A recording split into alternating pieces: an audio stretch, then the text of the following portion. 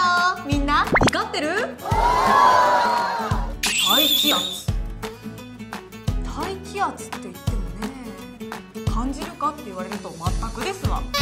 ってことで今日は実験でね、大気圧の強さを体感してみましょう。このような器具を使って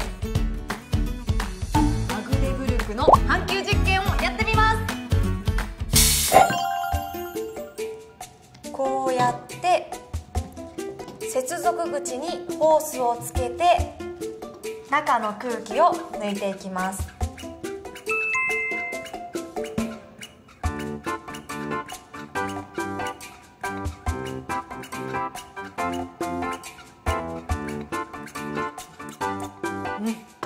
もうよかろう。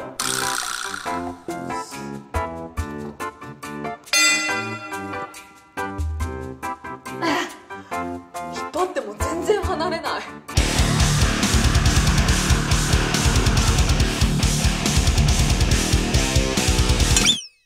大気圧を利用してくっつけるものには吸盤がありますが、